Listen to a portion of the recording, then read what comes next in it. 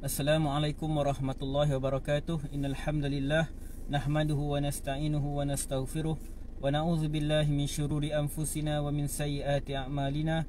May yahdihillahu fala mudhillalah wa may yudlil fala hadiyalah. Asyhadu an la ilaha illallah wahdahu la syarikalah wa asyhadu anna Muhammadan 'abduhu wa rasuluh. Fa inna asdaqal hadithi kitabullah wa khairal hadi hadi Muhammadin sallallahu alaihi wasallam wa syarrul umuri muhdatsatuha wa kullu muhdatsatin bid'ah wa kullu bid'atin dalalah wa kullu dalalatin finnar atau kama qala Mustafa sallallahu alaihi wasallam. Alhamdulillah, kita panjatkan syukur pada Allah Subhanahu wa taala kerana kita telah menunaikan solat fardu subuh secara berjemaah. Dan seperti yang kita ketahui dalam sebuah hadis yang diriwayatkan oleh Nabi sallallahu alaihi wasallam, cuma hadis ini dhaif, antara doa yang dibaca selepas solat subuh, antara doa yang diriwayatkan, digalakkan untuk dibaca selepas solat subuh ialah doa yang berbunyi Allahumma inni as'aluka ilman nafi'ah wa rizqan tayyibah wa amalan mutaqabbala.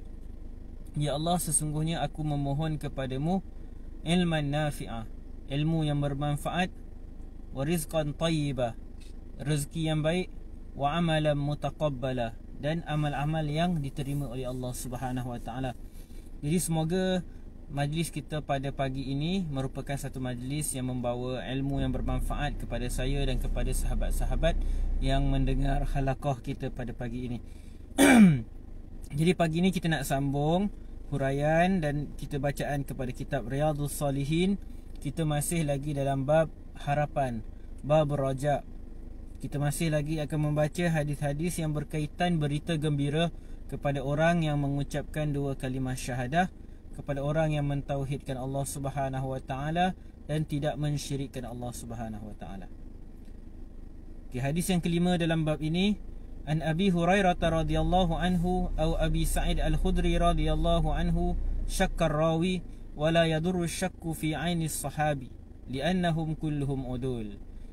Daripada Abu Hurairah, kata Imam An-Nawawi rahimahullah, daripada Abu Hurairah atau Abu Sa'id Al-Khudri. Jadi berlaku syak pada perawi dalam bab ni. Maksudnya ulama hadis, perawi hadis yang meriwayatkan hadis ini, dia syak, maksudnya tak pasti sama ada hadis ini datang daripada Abu Hurairah ataupun Abu Sa'id Al-Khudri. Satu Imam Nawawi sebut syakkar rawi an Abi Hurairah atau Abi Sa'id Al-Khudri syakkar rawi. Kemudian disebutkan di sini wala yadurru syakku fi aini sahabi li'annahum kulluhum udul. Akan tetapi syak ini tidaklah memberikan kesan atau memudaratkan riwayat ini. Maksud tidaklah menjadikan hadis ni dhaif dan semisalnya, kerana syak dalam menspesifikkan siapa sahabat yang meriwayatkan hadis ini tak ada masalah. Sebab li'annahum kulluhum udul, kerana semua sahabat Nabi radhiyallahu anhum ajma'in adalah adil.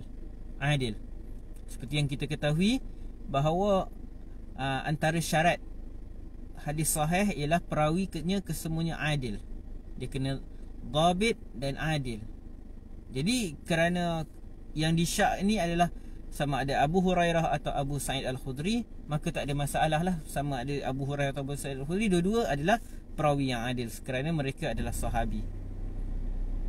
Dan dalam Imam An-Nawawi sebut dalam syarah Sahih Muslim bahawa perawi yang syak ini adalah Al-A'mash.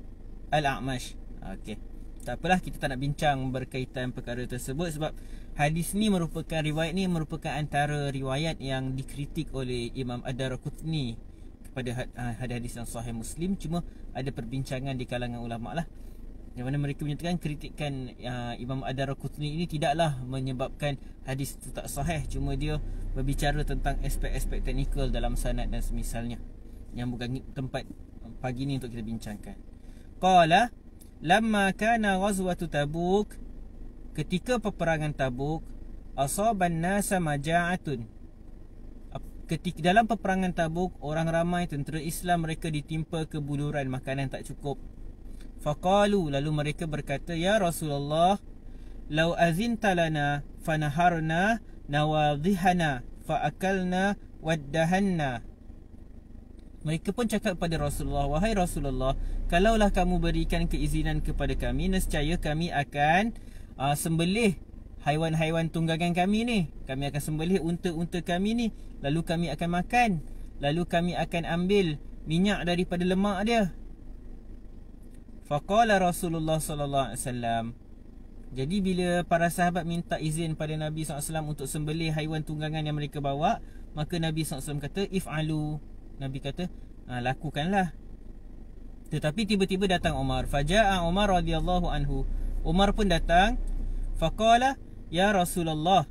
Dia pun kata, wahai Rasulullah, in fa'alta qalla az-zahr. Kalau kau buat macam ni, qalla az-zahru. Kalau kau biarkan orang ramai pergi sembelih haiwan tunggangan yang kita bawa, maka nanti haiwan tunggangan kita akan semakin berkurangan. Jadi Umar bagi cadangan, walakin ud'uhum bifadli awzad bifadli azwadihim. Mintalah mereka, seru mereka untuk bawa lebihan-lebihan bekalan mereka. Summa da'ullaha lahum 'alaiha bil barakah. Kemudian engkau doalah kepada Allah Subhanahu wa taala agar menurunkan barakah kepada makanan tadi, kepada bekalan-bekalan tadi.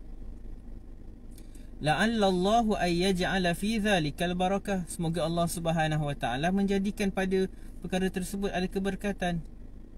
Faqala Rasulullah sallallahu alaihi wasallam, "Na'am." Lalu jawab Nabi sallallahu alaihi wasallam, "Okey, ya, betul." Lalu fada'a binit'i fabasatahu. Lalu Nabi sallallahu alaihi wasallam pun mintalah mereka bawakan macam tika untuk dibentangkan. Lalu dibentangkan tika tersebut. Thumma da'a bi fadli azwadihim. Kemudian Nabi SAW meminta mereka membawakan lebihan-lebihan bekalan mereka. Faja'ala rajulu yaji'u bi kaffi dhurratin. Ada seorang lelaki dia datang bawa satu genggam macam satu genggam jagung. Wa yaji'u bi kaffi tamrin. Dan datang pula seorang yang lain, dia datang bawa satu genggam kurma. Wa yaji'ul akhar bi kisratin. Dan ada pula orang lain datang dengan bawa sepotong kecil makanan. Hatta ijtama'a 'ala nita'i min zalika syai'un yasir. Sampailah semua makanan itu dikumpulkan di atas tika yang dibentangkan tadi, tapi tak banyak pun, syai'un yasir. Sampailah dikumpulkan sedikit makanan di atas tika yang dibentangkan tadi. Jadi makanan tak cukup. Walaupun dah minta semua orang bawakan apa lebihan makanan yang mereka ada, tetap masih lagi sedikit. Satu disebut syai'un yasir, sikit je. Fada'a Rasulullah sallallahu alaihi wasallam bil barakah. Lalu Nabi SAW meminta pada Allah Subhanahu wa taala keberkatan. Nabi SAW berdoa pada Allah untuk diturunkan keberkatan. Summa qala. Kemudian lepas Nabi SAW berdoa tu, Nabi SAW sebut, khudhu fi aw'iyatikum. Jadi Nabi SAW suruh mereka ambil makanan dan isi dalam bekas mereka. Kan tadi makanan yang dah dikumpulkan di atas tika tu. Lalu Nabi SAW, lepas Nabi SAW dah doakan barakah. Barakah ni apa? Keberkatan ni apa? Keberkatan ni kita mudah sebut ialah kebaikan yang banyak dan berterusan. Kebaikan yang banyak dan akan kekal ada. Maksudnya benda tu nampak sikit tapi jadi banyak. Jadi lepas tu Nabi SAW suruh mereka ambil makanan ni, letak dalam bekas-bekas kamu, bekas makanan kamu. Fa akhadhu fi aw'iyatihim hatta ma taraku fil askari wi'a'a illa mala'uhu. Jadi mereka semua pun mengambillah makanan dan meletakkannya di dalam bekas-bekas mereka sampai tidak adalah seorang askar dengan bekasnya, kecuali bekas tu mesti ada makanan. Maksudnya semua orang akan letak makanan dalam bekas mereka. Semua bekas yang mereka miliki diisi dengan makanan. Wa akalu hatta syabi'u wa fadala. Mereka pun makan sampai mereka kenyang, tetapi wa fadala masih ada lagi lebihan makanan. Itulah nampak yang barakah, keberkatan, iaitu jadi banyak. Walaupun pada asalnya makanan tu sikit, tapi jadi banyak sampai cukup untuk semua orang makan, sampai semua orang boleh simpan dalam bekas mereka, sampai masih ada baki walaupun selepas mereka makan. Faqala Rasulullah sallallahu alaihi wasallam. Lalu Rasulullah sallallahu alaihi wasallam bersabda, asyhadu an la ilaha illallah, saya bersaksi bahawa tidak ada Tuhan yang berhak disembah selain Allah, wa anni rasulullah, dan saya adalah utusan Allah Subhanahu wa taala, la yalqallahu bihi ma 'abdun ghaira syakin fayuhjaba 'anil jannah, dan tidaklah Allah Subhanahu wa taala bertemu dengan seseorang hamba yang ada dua kalimah ini, iaitu dua kalimah syahadah ini, tanpa mereka ada perasaan syak sedikit pun, melainkan mereka akan pasti masuk ke dalam syurga. Jadi kata hujung hadis ni lah yang berkaitan dengan bab kita berita gembira, iaitu berita gembira untuk orang-orang yang bertauhid.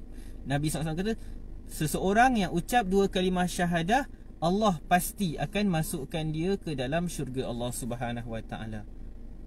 Allah sama sekali tidak akan bertemu seorang hamba yang mengucapkan dua kalimah syahadah tiba-tiba dia terhalang daripada syurga. Benda tu tidak akan berlaku. Perkara tersebut tidak akan berlaku. Okey, kita lihat sikit apa faedah daripada hadis ni yang kita dapat perolehi daripada huraian-huraian para ulama. Pertama, kalau kita lihat di sini bahawa antara faedahnya ialah adab seorang ahli tentera, pasukan tentera, seorang askar, ialah bila dia nak buat sesuatu, dia kena minta izin ketua dia. Tidak patut seorang askar untuk dia macam orang kata membazir ataupun menyembelihlah haiwan tunggangan mereka yang mereka perlukan dalam peperangan untuk sebagai makanan, kecuali dengan keizinan pemimpin mereka. Dan seorang pemimpin pula tidak patut beri keizinan kecuali apabila dia lihat ada kebaikan atau maslahah, atau kerana takut kerosakan yang lebih besar. Jadi di sini kita akan nampak bagaimana Omar dia melihat daripada sudut yang berbeza. Dia kata kalau kita sembelih haiwan tunggangan kita, habislah, kuranglah haiwan tunggangan kita, macam mana nak perang kan? Jadi tindakan Omar memberikan pandangan yang sebaliknya. Pada asalnya kan Nabi SAW dah izinkan untuk sembelih, tiba Omar akan datang kata jangan macam tu. Jadi ia menunjukkan bahawa dibenarkan orang bawahan untuk memberikan pandangan kepada orang atasan. Walaupun orang atasan tu dah buat keputusan, dia masih boleh beri sudut pandang yang kedua. Tetapi yang akan buat keputusan tu sudah pastilah pemimpin tersebut. Tapi tak ada masalah untuk orang bawahan bagi pandangan kepada orang atasan. Apabila cuma pastilah dengan syarat apabila orang bawahan tersebut nampak pandangan yang lebih mendatangkan maslahah kebaikan berbanding yang diputuskan oleh ketua. Jadi itu yang dilakukan oleh Umar radhiyallahu anhu. Dan kemudian di sini Al-Imam An-Nawawi rahimahullah dalam syarah Sahih Muslim dia menerangkan tentang maksud barakah. Dia kata barakah ni maksudnya kebaikan yang banyak dan berkekalan.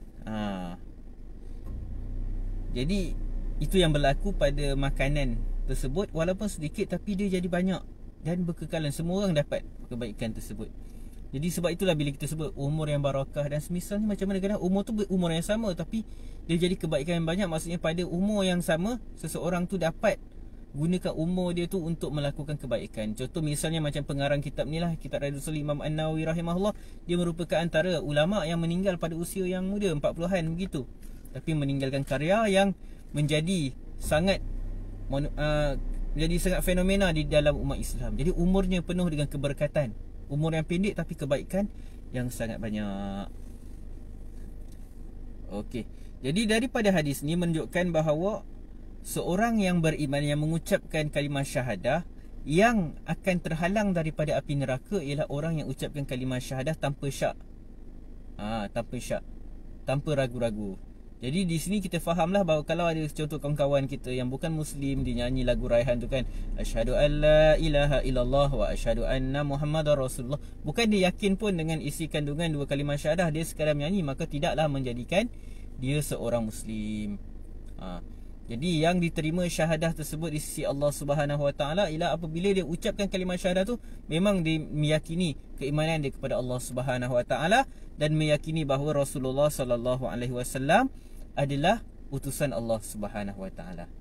Jadi kalimah syahadah yang diterima ialah kalimah yang diucapkan tanpa ragu. Maksudnya apa yang diucapkan selari dengan apa yang ada dalam hati kita. Kita ucapkan kalimah syahadah tu selari dengan apa yang ada dalam hati kita. Tapi itu bukan bermaksud kita kalau ada orang bukan Muslim yang nak masuk Islam, ucap kalimah syahadah, kita perlu pertikaikan keikhlasan dia. Kita sekarang berbicara tentang di sisi Allah, siapa yang Allah akan terima. Sebab Allah yang tahu isi kandungan hati manusia, dia ada syak ke tak syak ke, dia yakin ke tak yakin ke. Tapi kita sebagai seorang manusia, kita tak boleh menghukum hati manusia. Kita melihat pada zahir, kalau seorang bukan Muslim, dia datang pada kita nak masuk Islam, nak ucap kalimah syahadah, kita tak perlu tanya kenapa. Kita tak perlu nak korek-korek hati dia, nak uji-uji dia. Kita tanya dia, betul nak masuk Islam? Tak ada siapa paksa? Okey, dia nak masuk Islam? Okey, dah ucap dua kalimah syahadah, kita terima dan kita bantu untuk daftarkan pengislaman dia. Sebab bukan kerja kita untuk mengorek-ngorek, membelah dada manusia. Jadi kena faham, hadis ni berkaitan Allah Subhanahu Wa Taala. Sebab bila bagi kita syurga neraka, berkaitan Allah lah. Jadi itu hak Allah. Allah tahu apa yang tersembunyi dalam hati manusia. Okey, kita masuk hadis yang ke-6 dalam bab ini. Yang hadis yang terakhir untuk kita baca pada pagi ni. Kita ringkas saja. Okey, kita baca hadis daripada Itban. Wa an Itban bin Malik radhiyallahu anhu, daripada Itban bin Malik, wa huwa mimman syahida Badra. Dia adalah salah seorang sahabat yang bersama-sama dalam peperangan Badar. Qala kuntu usalli liqaumi Bani Salim. Dia kata, aku mengimami kaumku Bani Salim. Wa kana yahulu baini wa bainahum wadin idza ja'atil amtar.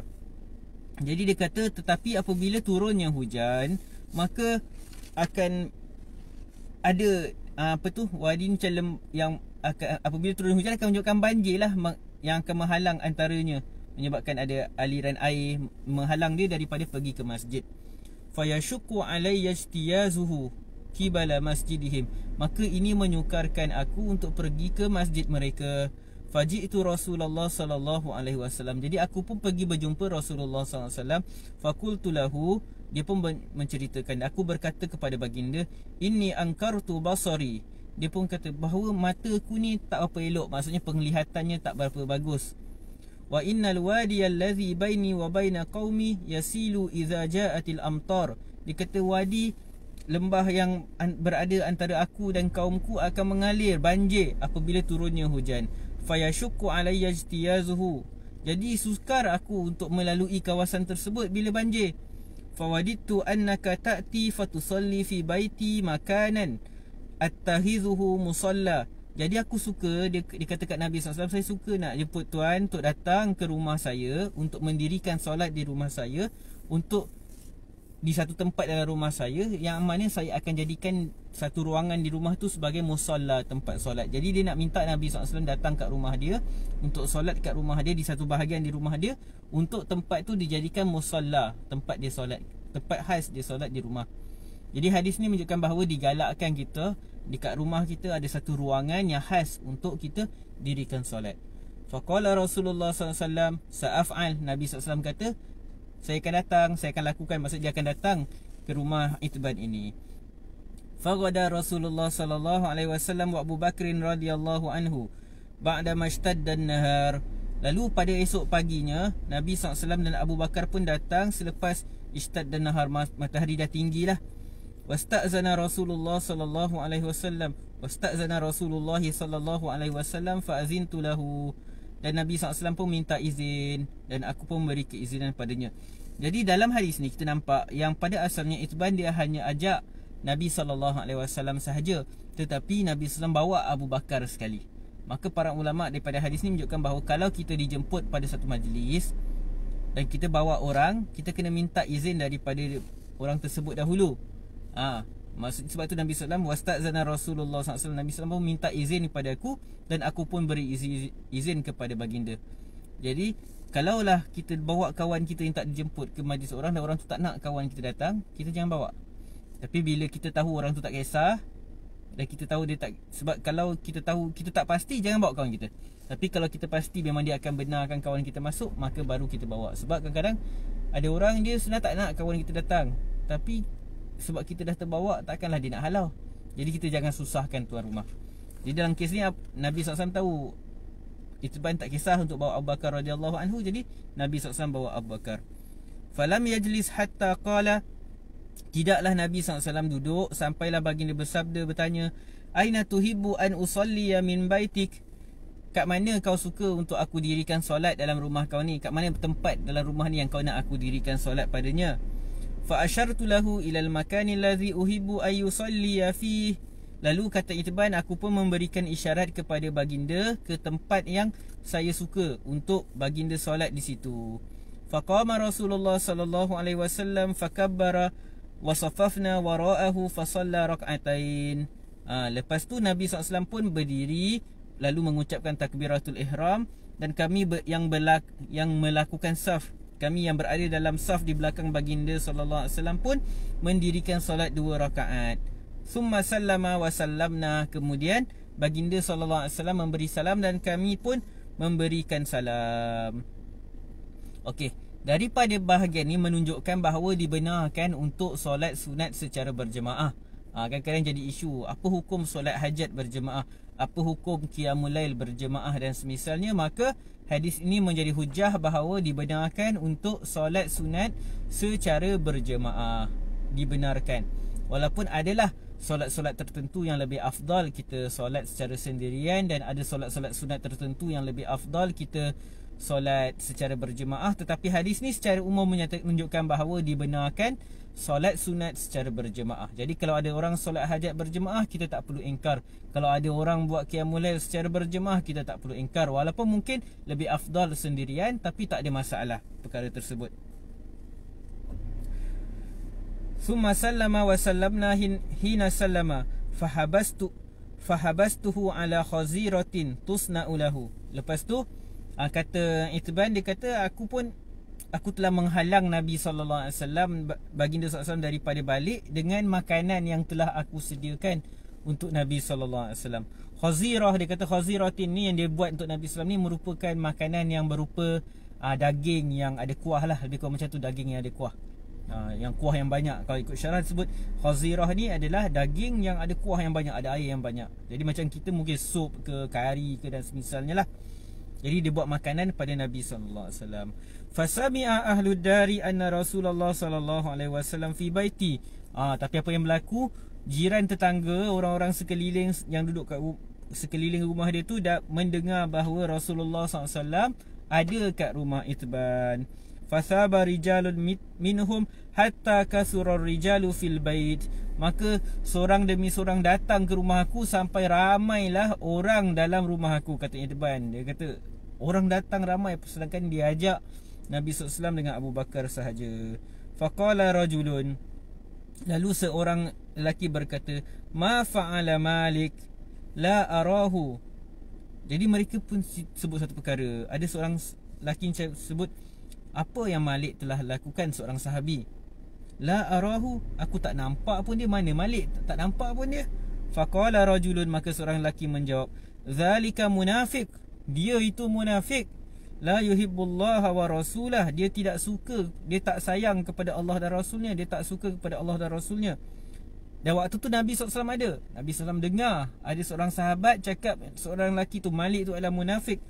Faqala Rasulullah SAW, jadi kata Nabi SAW, la taqul zalik, jangan cakap macam tu. Ala tarahu qala la ilaha illallah yabtaghi bidzalika wajha Allah ta'ala. Nabi kata jangan cakap dia tu munafik. Bukankah kamu nampak bahawa dia mengucapkan la ilaha illallah dan dia mengucapkannya untuk mengharapkan wajah Allah, mengharapkan keredaan Allah Subhanahu wa taala. Tapi laki tadi tak nak mengalah gak. Dia kata faqala Allahu wa rasuluhu a'lam, Allah dan Rasulnya lebih mengetahui. Amma nahnu, tetapi kami, fa wallah ma nara wuddahu wala hadithahu illa ilal munafiqin. Dia kata Allah dan Rasulnya lebih mengetahui. Akan tapi kami ni, demi Allah, kami tak nampak kecintaannya kepada Allah dan Rasul, dan tidaklah percakapannya, kata-katanya, melainkan cenderung kepada kaum munafik. Faqala Rasulullah sallallahu alaihi wasallam, maka sabda Rasulullah sallallahu alaihi wasallam, fa inna Allah qad harrama 'alan nari man qala la ilaha illallah, sesungguhnya Allah telah mengharamkan neraka kepada sesiapa yang mengucapkan la ilaha illallah yabtaghi bidzalika wajh Allah. Dia ucapkan kalimah, Allah telah mengharamkan neraka kepada sesiapa yang ucapkan la ilaha illallah untuk mengharapkan wajah Allah, keredaan Allah. Hadis sahih riwayat Imam Al-Bukhari dan Muslim, muttafaqun alaih. Okey, Jadi apa faedah yang kita dapat daripada hadis ni? Kita lihat sikit. Antaranya yang disebutkan oleh Imam Ibn Hajar Asqalani rahimahullah. Antara faedah daripada hadis ini ialah tidaklah ada masalah untuk seseorang dia mengadu tentang masalah dia. Sekarang kita sebut kau ni buat apa mengadu masalah kau kepada manusia, nanti mengadu ke Allah lah. Tapi ni Itban dia pergi jumpa Nabi, dia mengadu masalah dia tak dapat nak pergi masjid bila banjir, bila hujan, dan dia bagi tahu mata dia, penglihatan dia makin kabur. Ada ulama berbeza pendapat faham hadis ni, adakah dia tu buta ataupun dia masalah penglihatan. Tapi maksudnya penglihatan dia ada problem, tak ada masalah sebab dia bagi tahu Nabi SAW. Sebab ada masalah, dia nak minta Nabi SAW bagi pendapat kat dia macam mana. Dia nak minta Nabi SAW datang rumah dia untuk solat kat rumah dia. Jadi tak ada masalah kita mengadu tentang masalah kita kepada orang lain. Dan hadis ni menunjukkan dibenarkan untuk tidak pergi ke masjid kerana hujan yang lebat. Kerana hujan lebat, macam Itban ni dia tak dapat pergi masjid sebab banjir. Antara tempat rumah dia nak sampai ke masjid tu, tengah-tengah tu ada lembah dan banjir. Bila hujan lebat akan banjir. Jadi tak ada masalah, menunjukkan tidak diwajibkan pergi ke masjid bila hujan. Dan sebab itu juga orang-orang yang pergi ke masjid dibenarkan untuk solat jamak bila hujan lebat. Contoh dia maghrib dan isyak, dia pergi waktu maghrib, dia jamakkan dengan isyak, lepas maghrib dia balik terus. Jadi supaya waktu isyak dia tak payah pergi masjid dah, supaya dia tak payah ulang alik nak pergi masjid waktu hujan tersebut. Dan hadis ni juga dia menunjukkan dibenarkan untuk meletakkan satu tempat yang spesifik di rumah kita sebagai tempat solat. Jadi itu dibenarkan di rumah. Okey, apa lagi faedah daripada hadis ni? Padanya menunjukkan bahawa untuk orang yang berada pada level ataupun martabat yang lebih tinggi, maksud orang yang lebih tinggi daripada orang yang lain, dia bila dijemput, dia jawablah jemputan tu, penuhi jemputan tersebut. Walaupun orang yang menjemput tu mungkin seorang hamba, mungkin seorang miskin dan semisalnya.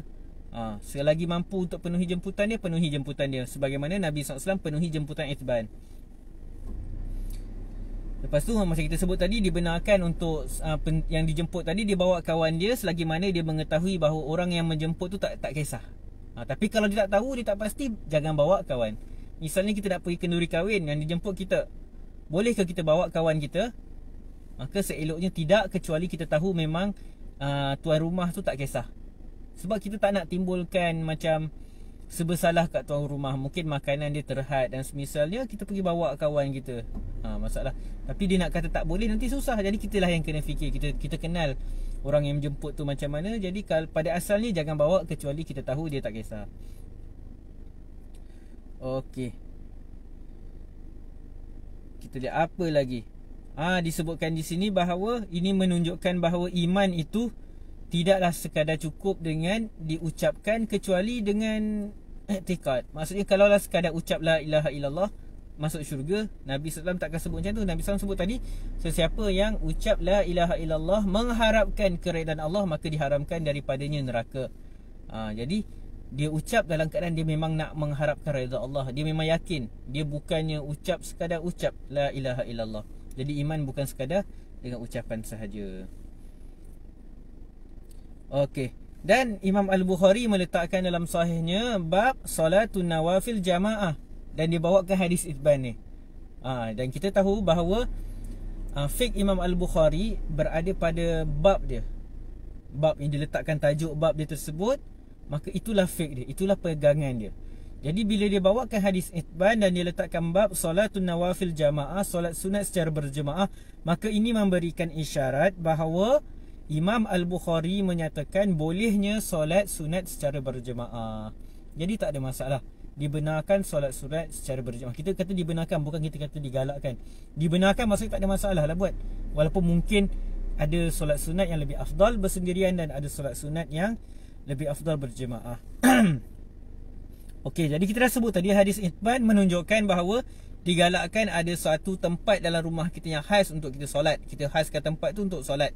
Kalau kita mampu ada satu bilik khas.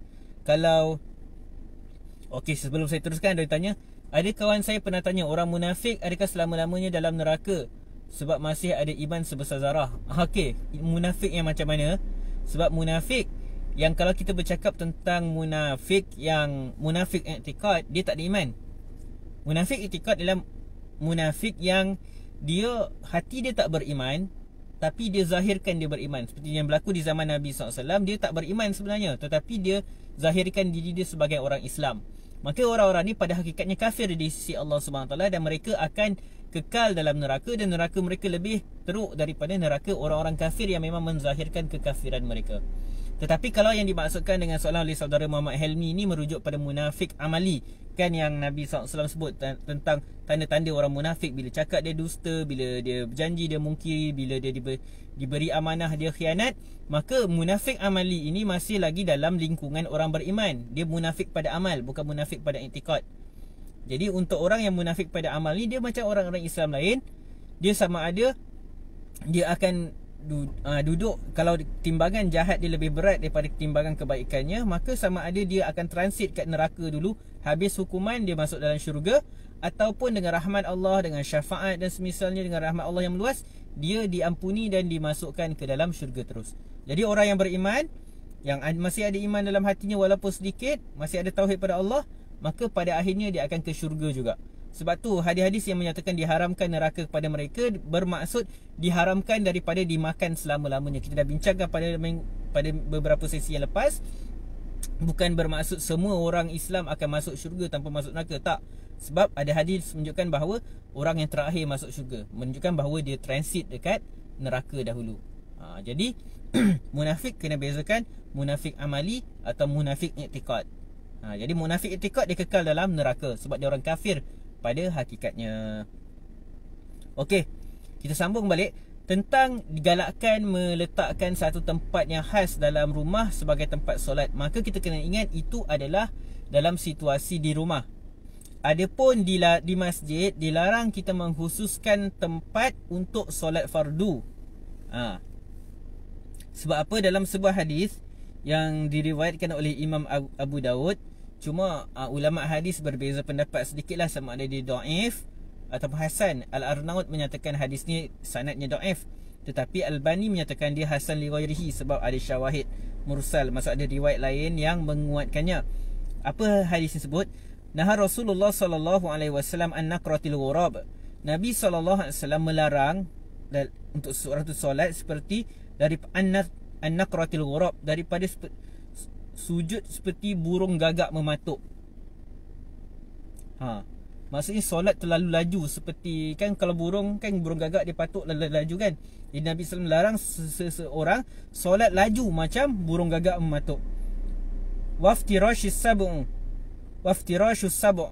Dan Nabi SAW melarang seseorang daripada sujud seperti haiwan yang membentangkan kakinya, menghamparkan kakinya. Maksudnya kan kadang-kadang ada sebahagian budak-budak kadang dia sujud ni lengan dia pun atas lantai, maka tu macam haiwan duduk, haiwan membentangkan kakinya. Maka Nabi SAW larang juga.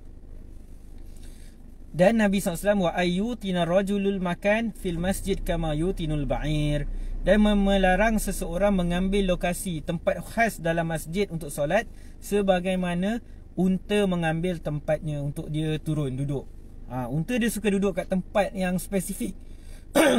Dia datang tu tempat tu juga dia akan duduk. Jadi Nabi SAW melarang kita daripada jadikan satu tempat kat masjid tu khas untuk tempat kita solat. Contoh kita suka solat kat bahagian kanan, kat satu tiang tu, kita sentiasa solat, kita sebutnya solat fardu. Solat fardu kat situ. Jadi itu terlarang. Al-Hafiz Ibn Hajar Al-Asqalani rahimahullah menerangkan hikmah larangan ni. Dia kata kerana ia akan membawa kepada kemasyhuran dan riak. Sebab orang akan bercakap-cakap, orang akan kata dia tu selalu solat kat situ, dia tu selalu solat kat situ, tu tempat dia solat. Jadi antaranya dia akan mendatangkan penyakit hati. Dan kedua, bila dia akan berkaitan dengan syahwat juga. Sebab kita selalu solat kat situ, kita nak solat kat situ juga, macam tak boleh nak solat kat tempat lain. Jadi semua ini akan mendatangkan masalah lah kepada seseorang, mengurangkan kelebihan ibadah dia. Jadi perkara-perkara tersebut terlarang. Okey, kita lihat apa kata Syekh Al-Fauzan pula dalam Ahkam Huduril Masjid. Dia kata Rasulullah sallallahu alaihi wasallam melarang seseorang daripada mengkhususkan satu tempat di masjid sebagaimana unta mengkhususkan tempat untuk dia duduk. Kerana apabila seseorang tu dia melazimi sentiasa duduk kat satu tempat yang khusus di masjid, maka itu akan menghilangkan kelazatan ibadah. Maksudnya dia dah terlalu selesa dengan tempat tu, dah macam rumah dia tak feel macam kat masjid dah. Itu pendapat yang diseberikan. Jadi ala kulihal apa pun hikmahnya, maka perkara tersebut dilarang oleh Nabi SAW untuk kita mengkhususkan satu tempat untuk solat fardu di masjid.